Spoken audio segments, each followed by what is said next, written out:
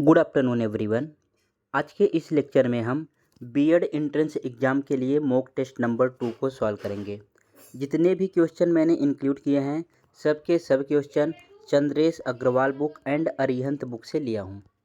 सो बढ़ते हैं अपने फर्स्ट क्वेश्चन की तरफ। फर्स्ट क्वेश्चन है आपका रीजनिंग से। यहाँ पे लिखा है if Hema can be given the code number 27। Hema को कोड किया है 27 से, then what can be the code of value. इसका हमें फाइंड करना है कि VELU का कोड क्या होगा। सो फर्स्ट रीजनिंग में कोई भी क्वेश्चन आपको सॉल्व करने के लिए जो लेटर कोडिंग से नंबर कोडिंग में दे रखा है, आपको लेटर का रैंकिंग याद होना चाहिए कि कौन सा लेटर किस नंबर पे आता है। सो यहाँ पे है ए आएगा फर्स्ट नंबर पे एंड बी आएगा सेकंड नंबर पे, सी आएगा थर्ड नंबर पे, डी आएगा फोर्थ नंबर पे। तो ये आप सभी को लर्न करना है। जब आप इसको कोडिंग डिकोडिंग को लर्न कर लोगे कैसे कोड करते हैं, आई को 9 से कोड करते हैं, जे को 10 से कोड करते हैं, एंड फिर इसका आपको अपोजिट भी लर्न करना है। अपोजिट कैसे, एम का अपोजिट होता है एन, एंड अपोजिट लेटर का सम ऑलवेज 27 आना चाहिए। जब आप 13 में 40 को ऐड करोगे 27 आएगा। सेम यहाँ पे 12 में 15 को ऐड करोगे 27 आएगा। सो ऑलवेज अपोजिट लेटर का सम कितना होता है 27। सो ऐसे इसको आपको याद रखना है। या तो आप स्क्रीनशॉट ले सकते हो या अपने बुक में लिख सकते हो। फिर इसकी हेल्प से जितने भी आपके क्वेश्चन आएंगे उसको हम सॉल्व करेंगे। सो यहाँ पे है फर्स्ट क्वेश्चन आपके पास। हेमा को कोड किया है 27 से, लेटर को कोड किया है यहाँ पे नंबर से। तो हेमा में क्या है HEMA, इसमें जो लेटर हैं उनके आप नंबर को लिख लो। एच कितने नंबर पे आएगा, मैंने अभी आपको दिखाया यहाँ पे एच देखो, एच कितने नंबर पे आ रहा है 8 नंबर पे आ रहा है। तो ये आपको लर्न होना चाहिए। तो यहाँ पे एच का प्लेस लिख लो, एच 8 नंबर पे आता है। सेम यहाँ पे ई कितने नंबर पे आएगा, ई आता है 5 नंबर पे। एम कितने नंबर पे आएगा, एम आएगा आपका 13 नंबर पे। और ए कितने नंबर पे आता है, ए आता है आपका 1 नंबर पे। फिर जब आप इन लेटर्स का नंबर लिख लोगे फिर इसमें आपको मैथमेटिकल ऑपरेशन अप्लाई करना है। मैथमेटिकल ऑपरेशन मीन्स या तो ऐड किया रहेगा या सब्ट्रैक्ट किया रहेगा या कहीं पे मल्टीप्लाई रहेगा या कहीं पे डिवीजन रहेगा। इस तरीके से हम लॉजिक को अपनाते हैं। अगर यहाँ पे ये लॉजिक अप्लाई नहीं हुआ फिर हम अपोजिट लेटर को चेक करते हैं। अपोजिट लेटर मीन्स एम का अपोजिट एन, ओ का अपोजिट जो है पी। तो इस तरीके से हम अपोजिट लेटर को यहाँ पे चेक करेंगे। सो फर्स्ट यहाँ पे एक बार हम ऐड करके चेक कर लेते हैं। ऐड करके कितना आएगा, ये 13 और 1 मिल के 14 हो जाएगा। 14 में जो है 8 को ऐड करेंगे 22, और 22 में 5 को ऐड करेंगे तो 27। तो यहाँ पे देखो कौन सा कोडिंग किया गया है, सेम ये लेटर लिखा है HEMA। हेमा का नंबर लिखा, एच का नंबर 8, ई का नंबर 15, 5, एम का नंबर 13 एंड ए का नंबर 1। इनका नंबर लिखा और सब नंबर्स को ऐड करके यहाँ पे कोड बनाया है 27। तो सेम आपको यही लॉजिक इसमें भी अप्लाई करना है जो आपको दिया है VELU। तो इसको कैसे लिखेंगे, अब आपको लेटर नहीं लिखना है, डायरेक्ट नंबर लिखो। V कौन से नंबर पे आता है, V आएगा 22 नंबर पे। E कौन से नंबर पे आता है, E आएगा आपका 5 नंबर पे। एल कौन से नंबर पे आता है, एल आएगा 12 नंबर पे। एंड यू कौन से नंबर पे आएगा, यू आएगा आपका 21 नंबर पे। तो यहाँ पे आप ऐड कर लो कितना आएगा। देखो सबका यूनिट डिजिट अलग अलग है, यहाँ पे 6 यूनिट डिजिट है, यहाँ पे 2 है, यहाँ पे 4 है, यहाँ पे 6 है। तो आप यूनिट डिजिट से भी चेक कर सकते हो।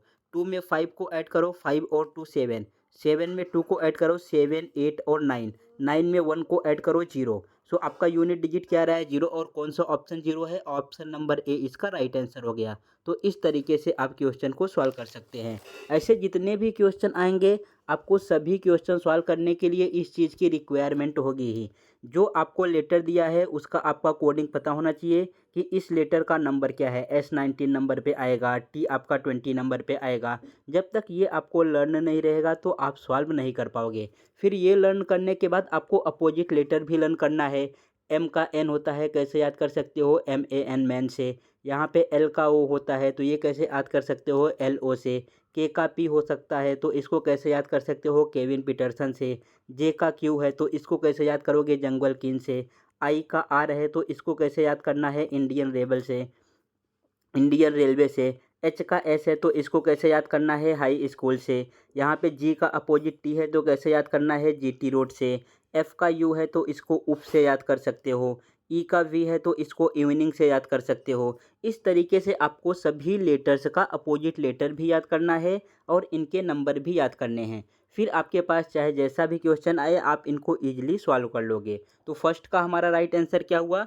फर्स्ट का राइट आंसर है यहाँ पे 60। नेक्स्ट क्वेश्चन देखो, नेक्स्ट क्वेश्चन भी आपके पास इसी से रीजनिंग से ही है। तो यहाँ पे क्या है, फर्स्ट आप इन सब का नंबर लिख लो। नंबर लिखोगे तो जे का कितना आएगा? जे आ जाएगा आपका 10 नंबर पे। 10 के बाद ई कौन से नंबर पे आता है? ई आएगा आपका 5 नंबर पे। एम कौन से नंबर पे आता है? 13 नंबर पे आएगा। ए कौन से नंबर पे आता है? 1 नंबर पे। एम आएगा आपका 13 नंबर पे। जे कौन से नंबर पे आता है? जे आ जाएगा 10 नंबर पे, फिर से आपका आएगा 10 नंबर पे। फिर ये दो लेटर हमें फाइंड करने हैं कि यहाँ पे कौन से लेटर आने वाले हैं। तो ये लिखने के बाद आपको इसमें से चेक करना है कि कौन सा लॉजिक अप्लाई हो रहा है। इन सब नंबर्स में अब आपको लॉजिक चेक करना है कि यहाँ पे कौन सा लॉजिक अप्लाई हो रहा है। देखो 10 के बाद 5 हो रहा है, 5 के बाद फिर 13 हो रहा है, 13 के बाद फिर 1 आ जा रहा है, 1 के बाद फिर से 13 आ रहा है, फिर 13 के बाद 10 आ रहा है, 10 के बाद फिर 10 ही है, फिर इसके बाद हमें नंबर फाइंड करना है। तो यहाँ पे आप नंबर्स में कोई भी लॉजिक नहीं फाइंड कर पाओगे। और जब ऐसी कंडीशन आ जाए कि नंबर में कोई भी लॉजिक नहीं मिल रहा है तो इट मीन्स ये इनलॉजिकल क्वेश्चन है। कैसा क्वेश्चन है? इनलॉजिकल क्वेश्चन है। और इसको जो है हम बहुत इजी तरीके से सॉल्व करते हैं। ऐसा क्वेश्चन आप डेली बेसिस पे अपने लाइफ में देखते होगे। तो यहाँ पे इन सब लेटर को देखो, बहुत ध्यान से आपको इन सब लेटर को देखना है और फाइंड करना है कि ये आखिर लिखा क्या है। तो यहाँ पे जब आप इसको देखोगे तो यहाँ पे क्या लिखा है? जे के बाद एफ, एफ के बाद एम, एम के बाद ए के बाद एम, फिर से जे, फिर से जे। तो ये आपको क्या दिख रहा है? यहाँ पे फर्स्ट है जनवरी, सेकंड है फरवरी, फिर है आपका मार्च, फिर आया अप्रैल, अप्रैल के बाद आया मई के बाद आया जून, जून के बाद क्या आया? जुलाई। फिर नेक्स्ट क्या होगा? अगस्त, अगस्त के बाद क्या होगा? सितंबर। तो ए आना चाहिए, उसके बाद एस आना चाहिए। कौन सा ऑप्शन राइट है? यहाँ पे ऑप्शन नंबर फर्स्ट इसका राइट आंसर हो गया। तो ऐसे क्वेश्चन को बोलते हैं हम इनलॉजिकल क्वेश्चन, जो किसी भी लॉजिक पे नहीं चले। अगर सपोज यहाँ पे नंबर इंक्रीज हुआ रहता तो इट मीन्स यहाँ पे कोई लॉजिक हम अप्लाई कर सकते थे। अगर डिक्रीज भी हुआ रहता तो भी कोई लॉजिक अप्लाई हो सकता था। अगर इंक्रीज और डिक्रीज सेम बेस पे होता तो भी हम लॉजिक अप्लाई कर सकते थे। बट यहाँ पे कोई लॉजिक ही अप्लाई नहीं हो रहा है। इट मीन्स ये कैसा क्वेश्चन है? इनलॉजिकल क्वेश्चन है। सेम ऐसा आपका ईस्ट वेस्ट नॉर्थ साउथ पे भी पूछ सकता है। यहाँ पे देगा ईस्ट वेस्ट, फिर नॉर्थ देगा, फिर फोर्थ लेटर पूछ लेगा तो फोर्थ लेटर आएगा साउथ। फिर ऐसे संडे मंडे में भी आपसे क्वेश्चन पूछ सकता है। और लास्ट में 1 2 3 4 ऐसे आता है। 1, 1 के बाद 2, 2 के बाद 3, 3 के बाद 4, फिर लास्ट में 2 लेटर पूछ लेगा कौन सा आएगा। तो ऐसे 5 क्वेश्चन आपके एग्जाम में पूछे जाते हैं इन लॉजिकल क्वेश्चन पे। ये आपको याद करके रखना है। जनवरी फरवरी पे, संडे मंडे पे, और यहाँ पे ईस्ट वेस्ट नॉर्थ साउथ, और 1 2 3 4 ये क्वेश्चन आपको याद करके रखना है। अगर आपके एग्जाम में आएगा तो आप वहाँ पे देखते ही समझ जाओगे कि ये इनलॉजिकल क्वेश्चन है। नेक्स्ट क्वेश्चन है, the assignment in the text book are meant for. ये है आपका टीचिंग एप्टीट्यूड से जो हम असाइनमेंट देते हैं टेक्स्ट बुक में। जो असाइनमेंट गिवन रहता है, देखो कोई आपने चैप्टर कंप्लीट किया, फिर चैप्टर के बाद एक असाइनमेंट गिवन रहता है। सो उसका मीनिंग क्या है? उसको देने का पर्पज़ क्या है? वो असाइनमेंट वहाँ पे क्यों लिखा रहता है? तो 4 ऑप्शन है आपके पास। टीचर यूज इन क्लास, जो टीचर्स होते हैं उसको क्लास में यूज करते हैं। सेकेंड ऑप्शन है प्रैक्टिस फॉर द लर्नर, वो लर्नर जो जिन्होंने सीखा है उनके प्रैक्टिस के लिए दिया रहता है। Guidance for the unit test, या तो यूनिट टेस्ट की गाइडेंस के लिए दिया रहता है। एंड डी ऑप्शन है revising and review of the chapter, chapter का रिवाइज करने के लिए। तो इन चारों ऑप्शन में से अभी आपको एक ही ऑप्शन राइट है, यहाँ पे टिक करना है। तो आप किस तरीके से टिक कर सकते हो? देखो टीचर्स यूज इन क्लास, ये तो ऑप्शन इनलॉजिकल लग रहा है, ये नहीं होगा। सेकंड ऑप्शन भी राइट हो सकता है। Guidance for the unit test, उससे यूनिट टेस्ट से कोई गाइडेंस नहीं मिलता, ये भी हो गया। First option and third option आपका एलिमिनेट हो गया। अब ऑप्शन नंबर बी और डी में से ही कोई आंसर होगा। Practice for the learner, learner के प्रैक्टिस के लिए, जो सीख रहा है स्टूडेंट के लिए प्रैक्टिस के लिए दिया रहता है।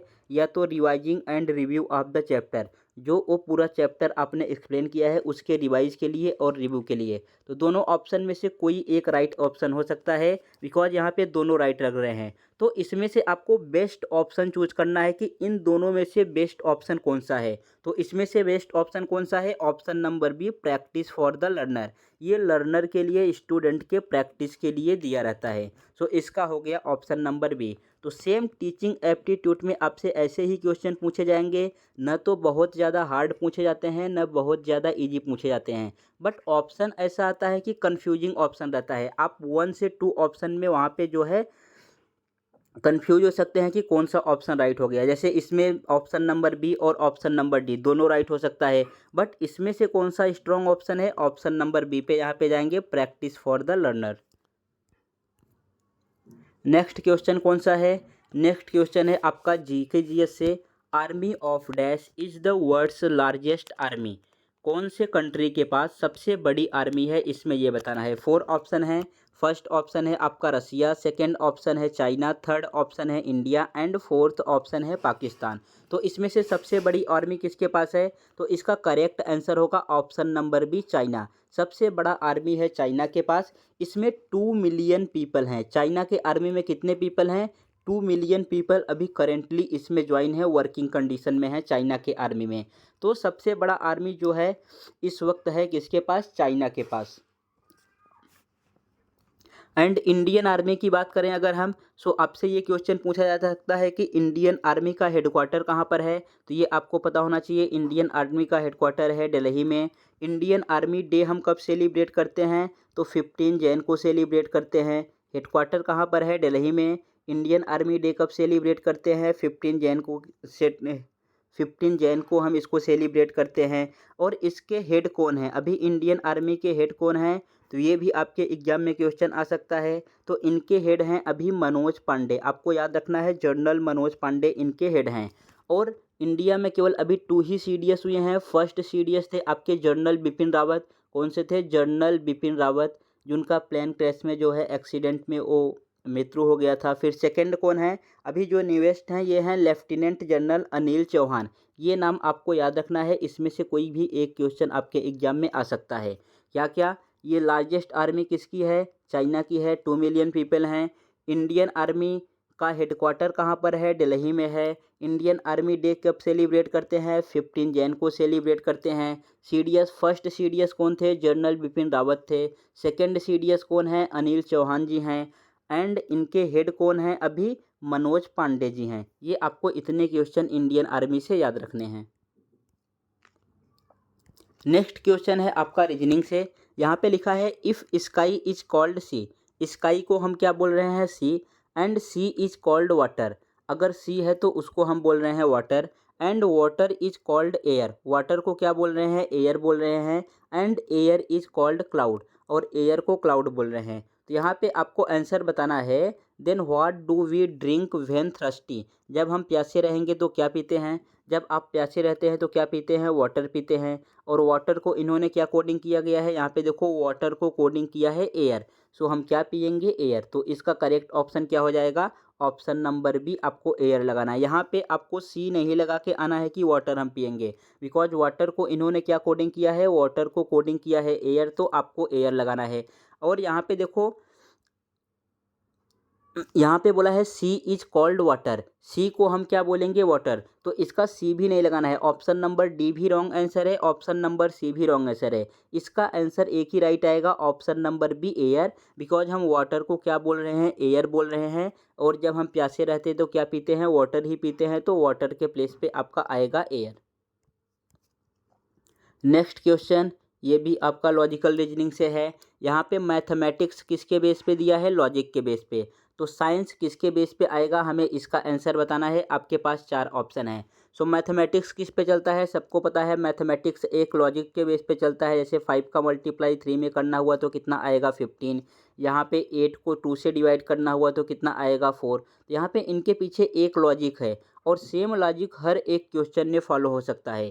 तो यहाँ पे साइंस किसके बेस पे चलता है? तो साइंस चलता है एक्सपेरिमेंट के बेस पे। अगर कुछ भी आपको करना है तो उसका एक्सपेरिमेंट करके दिखाओ, तभी ही वो साइंस में काउंटर होगा। कंसीडर होगा। तो मैथमेटिक्स का क्या है लॉजिक और साइंस का क्या आएगा option number first experiment. Next question है I will appreciate the teacher who, ये है टीचिंग एप्टीट्यूड से आपका क्वेश्चन। सेकंड क्वेश्चन आया आई will appreciate the teacher who, आप कैसे टीचर को अप्रिसिएट करते हो, किस तरीके का टीचर आपको पसंद है, ये आपको आंसर बताना है। Has strict control over his student, जो बहुत कड़क हो और कंट्रोल करता हो अपने स्टूडेंट को। सेकंड है knows the problem of student and helps them, student की प्रॉब्लम को समझता हो और उनको उस चीज़ में हेल्प करता हो। सपोज़ किसी को प्रॉब्लम समझ नहीं आ रहा है या किसी को कुछ लर्न नहीं हो रहा है, तो उसको हम किस तरीके से समझाएंगे, वहाँ पे स्ट्रिक्ट रहेंगे, उसको मार पीट के समझाएंगे, या तो उसको हेल्प करेंगे लर्न करने में कि ये इस तरीके से करना है, लर्निंग इस तरीके से करते हैं, इस चीज़ में हेल्प करना है। फिर थर्ड ऑप्शन है is friendly with the student, student से जो बहुत ज़्यादा फ्रेंडली हो। और फोर्थ ऑप्शन है हैज़ द चार्मिंग पर्सनालिटी, उसका पर्सनालिटी बहुत अच्छा होना चाहिए। तो कौन सा ऑप्शन इसमें से राइट होगा, ऑप्शन नंबर बी यहाँ पे परफेक्ट राइट आंसर है। Knows the problem of student and help them, teacher वही अच्छा है जो स्टूडेंट की प्रॉब्लम को समझे और उसमें उसको हेल्प करे कि किस तरीके से हम इसमें हेल्प कर सकते हैं। सो इसका ऑप्शन नंबर हो गया बी। नेक्स्ट क्वेश्चन फिर से आपका रीजनिंग पे है। यहाँ पे देखो क्या है C3, सी को किस से डिनोट किया 3, तो ये है सी का प्लेस वैल्यू, सी को 3 से। ABC, आप ABC लिखो, ए आएगा फर्स्ट प्लेस पे, बी आएगा सेकंड प्लेस पे एंड सी आएगा थर्ड प्लेस पे। यहाँ पे सी का प्लेस वैल्यू लिखा, फिर एफ यहाँ पे लिखा है 6, सी के बाद कौन सा आता है डी आएगा 4 प्लेस पे, फिर आएगा ई आता है 5 प्लेस पे एंड एफ को लिखोगे तो एफ आएगा 6 प्लेस पे। इट मीन्स जो लेटर लिखा गया है उन लेटर का यहाँ पे कोडिंग किया गया है। सी 3 प्लेस पे आता है तो 3 लिखा और एफ 6 प्लेस पे आएगा तो यहाँ पे 6 लिखा। सेम आप आगे भी चेक कर लो, आई कौन से प्लेस पे आता है, आई आएगा 9 प्लेस पे एंड एल कौन से प्लेस पे आता है, एल आएगा आपका 12 प्लेस पे। सेम आगे यहाँ पे देखो इसको कोडिंग किया है इससे, तो हमें के और एन से कोडिंग करना है आगे। सो यहाँ पे के का कितना गिवन है, के का हमें गिवन है 11 एंड एन का गिवन है 14। ये जो मैं इतनी सारी चीज़ें लिख रहा हूँ आपको ये सब एग्जाम में रफ शीट पे लिखने की ज़रूरत नहीं है, बस केवल मैं आपको ये एक्सप्लेन करने के लिए लिख रहा हूँ। इसको लिख के आपको टाइम वेस्ट नहीं करना है। यहाँ पे है के 11 प्लेस पे और एन है 14 प्लेस पे, तो नेक्स्ट कोडिंग कौन सा आएगा, देखो यहाँ पे कितने कितने का डिफरेंस है, 11 के बाद 14, यहाँ पे नंबर में भी 3 का डिफरेंस है, सेम इसमें नंबर का 3 का डिफरेंस है, एन के बाद 12, यहाँ पे भी नंबर में 3 का डिफरेंस है। अब आप ओ ऑप्शन चेक करो जिसमें नंबर में 3 का डिफरेंस है, तो यहाँ पे देखो 15 से 18 हो रहा है, यहाँ पे भी 3 का डिफरेंस है। यहाँ पे 18 से 21 हो रहा है तो यहाँ पे भी 3 का डिफरेंस है। 17 से 20 हो रहा है, यहाँ पे भी 3 का डिफरेंस है। 12 से 15 हो रहा है, यहाँ पे भी 3 का डिफरेंस है एंड 14 से 17 हो रहा है, यहाँ पे भी 3 का डिफरेंस है। तो आपने चेक किया कि अगर हम डिफरेंस से चेक कर रहे हैं तो कोई भी ऑप्शन यहाँ पे एलिमिनेट नहीं हुआ। 5 के 5 ऑप्शन जो गिवन है सभी में डिफरेंस 3 का है। इट मीन्स ये जो मैंने लॉजिक सोचा यहाँ पे ये लॉजिक काम नहीं किया। अब फिर से कोई लॉजिक सोचो, देखो यहाँ पे क्या लॉजिक है, देखो 3 से 9 जाने के लिए कितना ऐड किया है, 3 से 9 जाने के लिए ये सी से आई जाने के लिए कितना ऐड किया है, 3 से 9 जाना है तो 3 में क्या ऐड करोगे, 6 ऐड करोगे फिर आएगा 9। सो इसके बेस पे हम लॉजिक ढूंढ सकते हैं। हमें 11 में 6 ऐड करना है तो 11 में 6 ऐड करो कितना आएगा 17, और 17 का प्लेस वैल्यू क्या है यहाँ पे आता है क्यू। अभी ऑप्शन को एलिमिनेट करो, कौन सा ऑप्शन एलिमिनेट होगा, देखो यहाँ पे क्यू आना चाहिए, फिर उसके बाद 6 से यहाँ पे 12 जाने के लिए भी 6 ऐड किया है। इट मीन्स पहले फर्स्ट लिखा C3F6 लिखा, फिर इन दोनों में 6 को ऐड करके नेक्स्ट नंबर लिखा है। 3 में 6 को ऐड किया 9 आया, 6 में 6 को ऐड किया 12 आया। तो हमें 11 में 6 ऐड करना है 17 आएगा, 17 का प्लेस वैल्यू है क्यू एंड यहाँ पे नेक्स्ट नंबर है 14, 14 में हम 3 ऐड करेंगे तो कितना आएगा 17 आएगा। तो कौन सा ऑप्शन राइट है, यहाँ पे देखो ऑप्शन नंबर आपका कौन सा आ रहा है, यहाँ पे 14 में 6 को ऐड करेंगे तो कितना आएगा 20 आएगा, और 20 का प्लेस वैल्यू क्या होता है टी। तो आना चाहिए क्यू और टी। कौन से ऑप्शन में है? यहाँ पे आपका option number third right answer हो गया। ऑप्शन नंबर थर्ड ही इसका राइट आंसर हो जाएगा, बिकॉज थर्ड में क्यू 17 दिया है और टी 20 दिया है। तो इस तरीके से आपको लॉजिक खुद से सोचना है। फर्स्ट जो भी जितने भी आपके लेटर और अल्फ़ाबेट के बेस पे आएंगे, यहाँ पे देखो लेटर अल्फ़ाबेट भी दिख रहा है आपको सी, और नंबर भी दिख रहा है 35। तो 100% इसमें ये जो लेटर हैं इनके प्लेस वैल्यू को ही यूज किया होगा। तो यहाँ पे आपने प्लेस वैल्यू यूज किया, फर्स्ट टाइम में क्या आया, आपका थोड़ा मिस्टेक हो गया, बिकॉज यहाँ पे 3 का डिफरेंस चेक कर रहे थे। तो 3 के डिफरेंस से कोई भी ऑप्शन एलिमिनेट नहीं हुआ। फिर आपने दूसरा लॉजिक सोचा, दूसरा लॉजिक क्या निकला, 3 में 6 को ऐड किया था, 6 में 6 को ऐड किया था, तो 11 में आपने 6 को ऐड किया, कितना आया 17, और 17 का प्लेस वैल्यू क्या है, क्यू। अब यहीं से आप डायरेक्टली आंसर सर्ड वाला लगा के आप नेक्स्ट क्वेश्चन की तरफ मूव कर सकते हैं, बट आपको प्रॉपर चेक करना है। तो 14 में भी 6 ऐड कर दो, कितना आया 20, और 20 का प्लेस वैल्यू क्या है, टी। सो यहाँ पे आपका थर्ड आंसर राइट हो गया। नेक्स्ट क्वेश्चन क्या है? ओके, नेक्स्ट क्वेश्चन भी आपका है बैंकिंग सेक्टर से, इट मीन जीके जीएस से है। The regulator of the banking system in India is, जो हमारा बैंक चलता है, जितने भी बैंक हैं उनको रेगुलेट कौन करता है? बीओबी फर्स्ट ऑप्शन है, बीओबी का फुल फॉर्म है बैंक ऑफ इंडिया। सेकंड है फाइनेंस मिनिस्टर, फाइनेंस मिनिस्टर अभी कौन सी हैं, निर्मला सीतारमन, ये आपको याद रखना है। और ये करंट अफेयर में आपसे पूछा जा सकता है, बिकॉज अभी हाल में ही बजट अपना लॉन्च हुआ, तो इसके बारे में भी आपको करंट अफेयर में भी थोड़ा फोकस करना है। फाइनेंस मिनिस्टर कौन सी है, निर्मला सीतारमन। फिर है सेबी, सेबी क्या काम करता है, और लास्ट में है RBI, reserve bank of India. RBI का फुल फॉर्म क्या है, रिजर्व बैंक ऑफ इंडिया। तो इंडिया में जितने भी बैंक हैं सबको रेगुलेट कौन करता है, ये है ऑप्शन नंबर डी, आरबीआई। जितने भी बैंक हैं सबको रेगुलेट कौन करेगा, RBI, reserve bank of India. अब जितने भी इसमें ऑप्शन है, ये सेबी और आरबीआई से बहुत ज़्यादा क्वेश्चन पूछे जाते हैं, तो इनके बारे में हम डिटेल से डिस्कस कर लेते हैं क्या क्या चीज़ें हैं। तो देखो यहाँ पे आरबीआई का आपका फुल फॉर्म क्या है, reserve bank of India. RBI का फुल फॉर्म क्या है, रिजर्व बैंक ऑफ इंडिया। इसका हेडक्वार्टर कहाँ पर है, आरबीआई का हेडक्वार्टर पूछा तो ये है मुंबई महाराष्ट्र में। आरबीआई का हेडक्वार्टर कहाँ पर है, मुंबई महाराष्ट्र में। इस्टेब्लिश्ड कब हुआ था, इसकी स्थापना कब हुई थी, 1 अप्रैल 1935 को। कब हुआ था, 1 अप्रैल 1935 को। इसका गवर्नर कौन है, देखो स्टेट के गवर्नर अलग होते हैं, स्टेट में भी गवर्नर होते हैं और आरबीआई में भी गवर्नर हैं। तो जो स्टेट के गवर्नर होते हैं ये अलग होते हैं, इनका अलग काम रहता है। और जो आप नोटों पे देखते हो, नोट पे साइन रहता है ना, वहाँ पे गवर्नर करके इस तरीके से साइन किया रहता है। सो ये जो गवर्नर का साइन रहता है वो जो रिजर्व बैंक ऑफ इंडिया में है उनके गवर्नर का साइन रहता है, न कि किसी स्टेट के गवर्नर का। तो स्टेट के गवर्नर अलग हैं एंड आरबीआई के गवर्नर अलग हैं। तो अभी आरबीआई में कौन गवर्नर है, शक्तिकांत दास। इनका क्या नाम है, शक्तिकांत दास। ये रिटायर्ड आईएएस ऑफिसर हैं। और इसके अलावा 4 जो है डिप्टी गवर्नर भी होते हैं आरबीआई में। 4 डिप्टी गवर्नर अभी कौन से हैं, एम राजेश्वर राय फर्स्ट हैं, सेकंड है स्वामीनाथन, थर्ड है टी शंकर, और फोर्थ है एमडी पात्रा। ये 4 डिप्टी गवर्नर हैं। जितने भी मैं एक्स्ट्रा पॉइंट बता रहा हूँ ये आपको लर्न करके जाना है, याद करके जाना है। इससे भी आपके एग्जाम में क्वेश्चन आ रहे हैं। अगर मैं आपको एक क्वेश्चन सॉल्व कराना हूँ, सपोज यहाँ पे ये फर्स्ट क्वेश्चन सॉल्व कराया, इसका राइट आंसर आया रिजर्व बैंक ऑफ इंडिया, तो ये तो एक क्वेश्चन हो गया। इसके अलावा जो मैं एक्स्ट्रा पॉइंट आपको करा रहा हूँ, देखो ये भी एक क्वेश्चन बन सकता है कि इस्टेब्लिश्ड कब हुआ, इसका हेडक्वार्टर कहाँ पर है, गवर्नर कहाँ है, डिप्टी गवर्नर कितने हैं। तो ये सब भी आपको अलग अलग क्वेश्चन है, ये भी याद करके ही जाना है। और RBI, reserve bank of India का काम क्या करना रहता है, it is responsible for the control issue and the maintaining supply for the Indian rupees. जो इंडियन रुपीज है, देखो इंडियन 2 टाइप का रुपीज है। फर्स्ट है आपका क्वाइन, जो क्वाइन है ये आरबीआई के अंडर में नहीं आता। क्वाइन को कौन करता है, क्वाइन को करती हैं इंडियन गवर्नर, सॉरी इंडियन, ये जो अभी आपके हैं मीन्स जिसकी सरकार रहेगी, जिसकी गवर्नमेंट रहेगी वो करेंगे। अभी बीजेपी की गवर्नर है, बीजेपी की सरकार है, तो जितने भी क्वाइन रहते हैं सब बीजेपी के अंडर में ही रहेंगे। इसके पहले कांग्रेस की थी तो सब कांग्रेस के अंडर में थे। इट मीन्स जो क्वाइन होता है वो गवर्नमेंट के पास रहता है। और जो नोट हैं, नोट में 1 और 2 रुपीज़ का नोट छोड़ के, जो आपका 1 और 2 रुपीज़ का नोट है उसको छोड़ के, ये 1 और 2 रुपीज़ का नोट किसके पास रहता है? वित्त सचिव। वित्त सचिव मीन्स फाइनेंस मिनिस्टर के पास।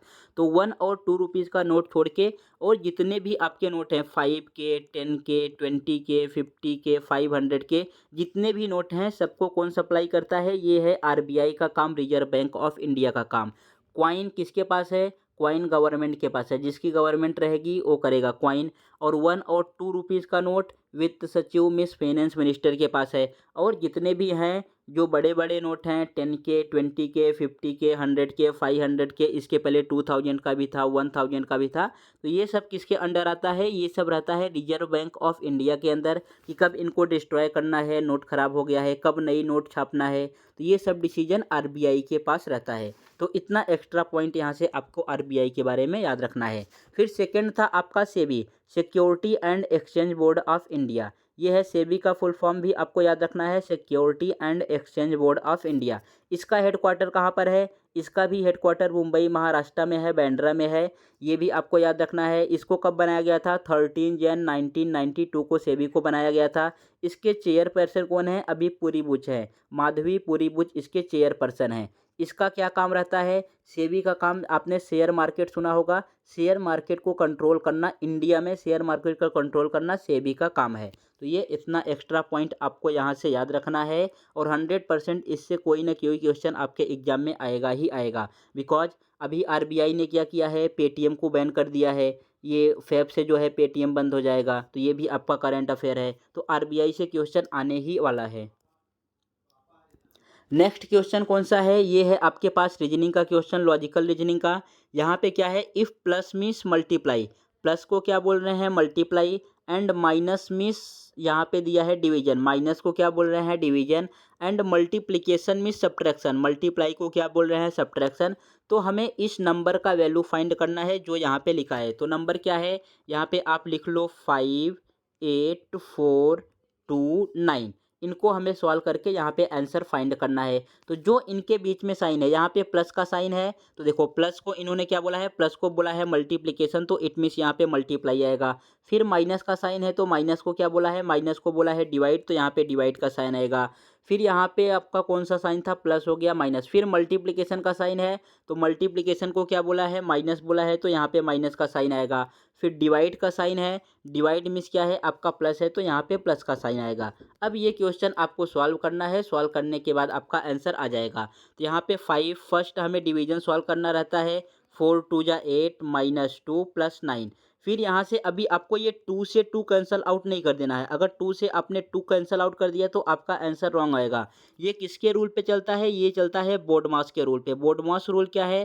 पहले हम ब्रैकेट को सॉल्व करते हैं, फिर ऑफ मतलब ओ एफ लिखा रहेगा उसको सॉल्व करते हैं, फिर डिवीजन को सॉल्व करेंगे, फिर मल्टीप्लिकेशन को, फिर एडिशन को, फिर सब्ट्रैक्शन को। तो यहाँ पे पहले आपने डिवीजन को सॉल्व किया, डिवीजन को सॉल्व करने के बाद फिर अभी नेक्स्ट नंबर है मल्टीप्लिकेशन का, तो पहले मल्टीप्लाई करेंगे। 5 2 जा 10, अब -2 + 9। यहाँ पे देखो 10 में से 2 माइनस करेंगे, कितना आएगा? 8। 8 और 9 को सॉल्व करेंगे, 8 में 9 को जोड़ेंगे, ये कितना आएगा? 17। तो इसको कौन सा ऑप्शन राइट होगा? ऑप्शन नंबर सी इसका राइट आंसर हो गया 17। तो ऑलवेज याद रखना है, जब भी ऐसे क्वेश्चन आए तो उनको किस रूल से सॉल्व करते हैं? ऐसे क्वेश्चन में जहाँ पे प्लस भी मिक्स रहे, माइनस भी रहे, डिवीजन भी रहे और मल्टीप्लिकेशन भी रहे, तो ऑलवेज ऐसे क्वेश्चन को हम बॉडमास रूल से सॉल्व करते हैं। बॉडमास रूल क्या है? पहले ब्रैकेट को सॉल्व करेंगे, फिर ऑफ को सॉल्व करेंगे। यहाँ पे ये वाला इजी था इसलिए डिवीजन से स्टार्ट था, तो डिवीजन को सॉल्व करेंगे, फिर मल्टीप्लिकेशन, फिर एडिशन, फिर लास्ट में सब्ट्रैक्शन।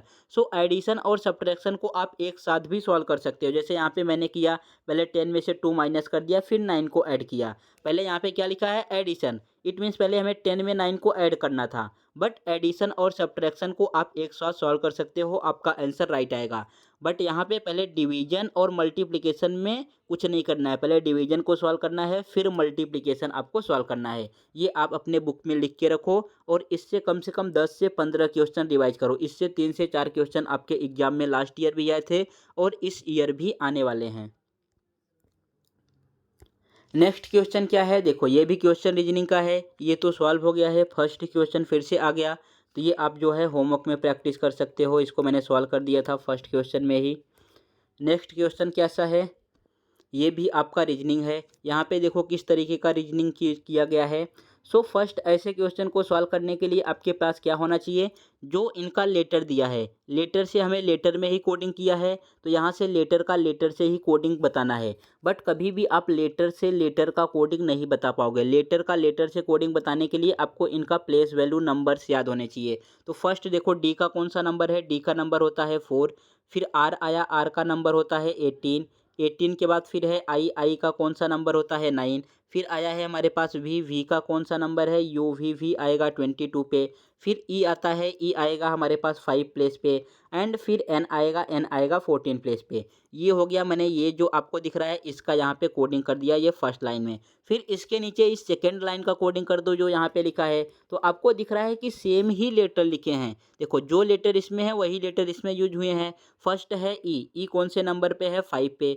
फिर है 9 तो 9 लिख दो। डी है, डी कौन से नंबर पे आएगा 4 नंबर पे। फिर है आपका आर, आर कौन से नंबर पे आता है 18 नंबर पे। फिर है वी, वी कौन से नंबर पे आएगा आपका वी आएगा 22 नंबर पे। आई है, आई कौन से नंबर पे आता है 9 नंबर पे। फिर लास्ट में आपके पास है एन, एन कौन से नंबर पे आता है 14 नंबर पे। तो अभी आपको ये चेक करना है कि इसमें क्या डिफरेंसेस है, मतलब ये कैसे कोडिंग किया गया है, किस तरीके की इसमें पॉसिबिलिटीज़ है। अभी आपको केवल इतना ही इसमें चेक करना रहता है। तो एक बार ज़रा इसमें चेक करके देखो क्या था, कैसे कैसे कोडिंग किया गया है। तो यहाँ पर 5 है तो 5 को यहाँ पे लिख दिया। सो ये वाला 5 को हो सकता है यहाँ पे लिखा हो। फिर 9 यहाँ पर है, 9 को यहाँ पे लिखा। 4 यहाँ पर है, 4 को यहाँ पे लिखा है। ओके, फिर उसके बाद क्या किया है,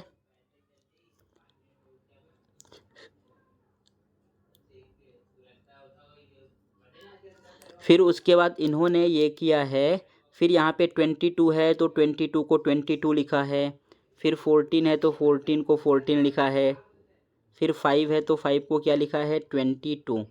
ओके, सो आई होप आपको कुछ ना कुछ तो लॉजिक यहाँ पे दिख ही रहा होगा क्या लॉजिक है। सो देखो ये मे बी अपोजिट लेटर किया है। 18 में 9 को ऐड करेंगे 27 आएगा। सो ये अपोजिट लेटर आपको दिख रहा है। 5 में 22 को ऐड करेंगे तो ये भी कितना आने वाला है 27 ही आने वाला है। ये भी आपको दिख रहा है। एंड क्या क्या आपको दिख रहा है, यहाँ से 4 को 4 ये किया, फिर 22 को 22 किया है। यहाँ पे में भी मुझे कुछ मिस्टेक दिख रहा है क्वेश्चन में, बिकॉज देखो फर्स्ट वाला लेटर काउंट करो कितने हैं 1 2 3 4 5 6। मीन्स फर्स्ट जो आपको दिया है इसमें 6 ही लेटर हैं।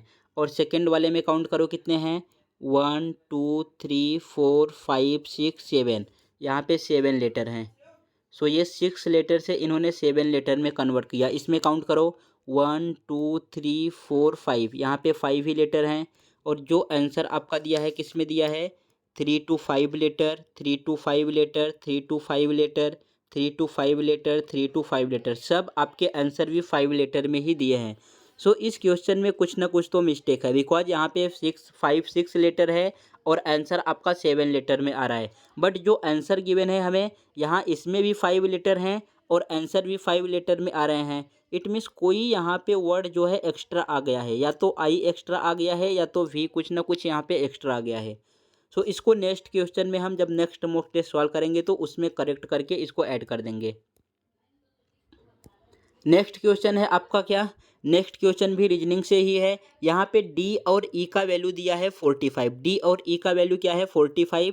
सो डी कौन से नंबर पे आता है 4 और ई कौन से नंबर पे आएगा 5। सो यहाँ पे बस केवल देखो कितना इजी दिया है, डी और ई। डी 4 नंबर पे आता है, ई 5 नंबर पे आता है, तो इनका केवल नंबर यहाँ पे लिखा है। तो बी और सी का फाइंड करना है। बी कौन से नंबर पे आता है 2 और सी कौन से नंबर पे आएगा 3। सो इसका कौन सा ऑप्शन राइट होगा, ऑप्शन नंबर ई यहाँ पे राइट हो गया 23। नेक्स्ट क्वेश्चन, नेक्स्ट क्वेश्चन फिर से आपको टीचिंग एप्टीट्यूड पे दिया है। इसमें क्या पूछा है, the most important skill of teaching is. Teaching करने के लिए मोस्ट इम्पॉर्टेंट स्किल क्या है, चारों ऑप्शन में से आपको राइट आंसर फाइंड करके बताना है। फर्स्ट है making student understand what the teacher says. जो आप पढ़ा रहे हो, जो कोई टीचर पढ़ा रहा है वो स्टूडेंट को समझना चाहिए। ये तो 100% राइट है कि जो भी कोई भी टीचर टीचिंग करता है अगर स्टूडेंट को समझ रहा है तो ही वो प्रॉपर है। सेकंड है keeping student relax while teaching. Student को जो है रिलैक्स रखना है जब आप टीचिंग कर रहे हो, ये तो ऑप्शन रॉन्ग हो गया। थर्ड है talking classes regularly, taking classes regularly means आप हर रोज़ क्लास ले रहे हो, ये भी कोई इनलॉजिकल है। फोर्थ है हार्ड वर्किंग, आप हार्ड वर्किंग होने चाहिए, ये भी इनलॉजिकल है। तो इसका सबसे एक्यूरेट और सबसे राइट आंसर है option number A, making students understand what the teacher says. जो टीचर पढ़ा रहा है, जो आप रीड टीच कर रहे हो, वो बच्चों को समझना चाहिए 100%, यही इसका राइट आंसर होगा। नेक्स्ट क्वेश्चन क्या है, ये भी है, where is the headquarter of NATO. NATO का हेडक्वार्टर क्या है। जैसा कि अभी आप सुन रहे हैं कि कम से कम 2 ईयर्स हो गए ये रसिया और यूक्रेन की लड़ाई में। तो ये लड़ाई स्टार्ट कहाँ से हुई थी, इसमें नाटो का बहुत नाम आ रहा था, बिकॉज ये करेंट अफेयर में भी था और ऐसे भी आपके बारे में नाटो के बारे में पूछ सकता है।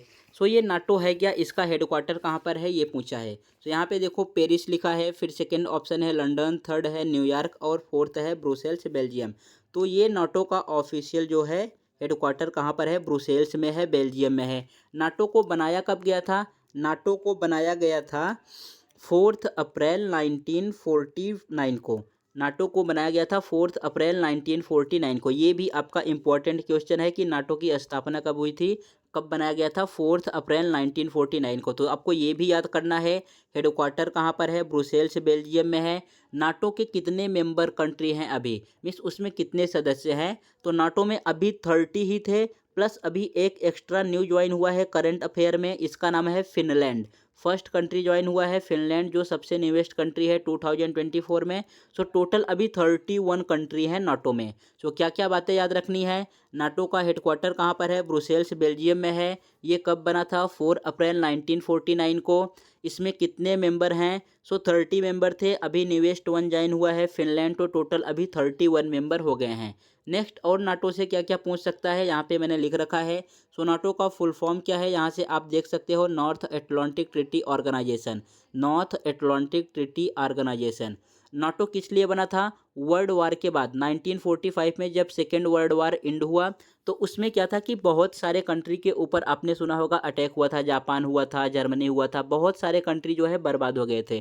तो उसके लिए जो है US, United state of America ने क्या किया कि अपना एक ग्रुप बनाया। ये किस तरीके का ग्रुप होना चाहिए कि हम सब मिल के साथ में रहेंगे, अगर कोई हमारे ऊपर जो है फिर से हमला किया या अटैक किया, तो जितने भी इसमें मेंबर हैं, जितने भी कंट्री के मेंबर हैं, सब उसको मिल के रिप्लाई करेंगे, सब उससे मिल के लड़ेंगे। इसलिए यहाँ पे नाटो ने, यूनाइटेड स्टेट ऑफ अमेरिका ने बनाया था। ये नाटो बना कहाँ था, ये तो बना था डीसी, वाशिंगटन डीसी में, यूनाइटेड स्टेट में, बट इसका हेडक्वार्टर कहाँ पर है, ये आपको दो बातें याद रखनी है। ये नाटो बना कहाँ था, ये वाशिंगटन डीसी यूनाइटेड स्टेट में बना था, बट इसका हेडक्वार्टर कहाँ पर है, ब्रुसेल्स बेल्जियम में है। सो यहाँ पे अभी तक इसके 30 मेंबर थे नाटो के मेंबर। सो ये इसके 30 मेंबर हैं, आप नाम देख सकते हो। अभी 31st मेंबर कौन सा ज्वाइन हुआ है, फिनलैंड है। और ये इनका रसिया और यूक्रेन का लड़ाई किस लिए चल रहा है, रसिया और यूक्रेन का लड़ाई इसलिए चल रहा है कि बिकॉज रसिया ने, ये यूएस ने, यूनाइटेड स्टेट ऑफ अमेरिका ने ये यूक्रेन को चांस दिया कि आप जो है नाटो में ज्वाइन हो सकते हो, आ जाओ नाटो में ज्वाइन हो जाओ। बट इससे जो है रसिया को अच्छा नहीं लग रहा था, बिकॉज रसिया का ही पड़ोसी कंट्री है यूक्रेन। सपोज ऐसा मानो कि ये रसिया का ही, जैसे इंडिया का ही एक पार्ट पाकिस्तान है, अलग होके बना है, बांग्लादेश भी इंडिया का पार्ट है, अलग होके बना है, सेम ऐसे यूक्रेन रसिया का ही पार्ट था, ये रसिया से अलग होके बना है। तो इसको यूनाइटेड स्टेट ऑफ अमेरिका अपने नाटो में मिलाना चाहता था, जो कि रसिया के हित में नहीं था, इसलिए रसिया ने इसको समझाया, यूक्रेन को बहुत सारे समझाया कि ऐसे मत करो, ये सब ऐसा करना चाहते हैं, बिकॉज यूएस किसी का नहीं है। जैसे नीतीश कुमार बिहार के सीएम किसी के नहीं है, कभी भी छोड़ के किसी भी पार्टी में ज्वाइन हो सकते हैं। सो सेम ऐसे भी यूएस का ही है, वो किसी का नहीं है, जिस जहाँ पे उसका फ़ायदा हुआ उसी के साथ जाएगा। तो बट ये यूक्रेन ने माना नहीं, फिर इसके बाद फिर रसिया और यूक्रेन के बीच में ये जंग शुरू हो गई, फिर आज तक वो चल ही रहा है। फिर अभी यूएस क्या किया है, यूनाइटेड स्टेट फिर से जाके रसिया से ही मिल गया। अब यूक्रेन क्या करे, यूक्रेन यहाँ पे फंस गया है, तो यूक्रेन अभी कुछ नहीं कर सकता। सो आई होप आपको सभी क्वेश्चन जितने मैंने एक्सप्लेन किए समझ में आए होंगे। क्वेश्चन मैंने कम ही लिया था, बट इसमें जो जो एक्स्ट्रा पॉइंट कराया है आपको, ये भी एक इम्पॉर्टेंट ही क्वेश्चन है। तो ये सब भी आपको करके जाना है और लर्न करके रखना है। आपको क्या करना है, आपकी कोई फीस नहीं है, बस केवल चैनल को सब्सक्राइब करना है, एंड जो आपके फ्रेंड में पहचान में होंगे या जो और स्टूडेंट तैयारी कर रहे हैं उनके साथ वीडियो को शेयर करना है। और कोई भी अगर आपको डाउट आता है या किसी टॉपिक से एक्स्ट्रा क्वेश्चन लेना है तो आप हमें कमेंट बॉक्स में बता सकते हैं कि किस तरीके का मैं क्वेश्चन इंक्लूड करूं। बिकॉज जो मैंने आपको दोनों बुक दिखाया, मैं 2 ही बुक से क्वेश्चन को इंक्लूड करता हूं और उसमें प्रीवियस ईयर भी हैं और जैसे क्वेश्चन आपके एग्ज़ाम में आ सकते हैं वो क्वेश्चन भी उसमें दिए हुए हैं। तो सेम वही क्वेश्चन मैं यहाँ पे पीडीएफ बना के इंक्लूड करता हूँ। और भी आपको हार्ड क्वेश्चन चाहिए या और इजी क्वेश्चन चाहिए या और कोई भी कुछ भी अगर आपको एक्स्ट्रा चीज़ों की रिक्वायरमेंट है तो आप कमेंट बॉक्स में हमें बता सकते हैं।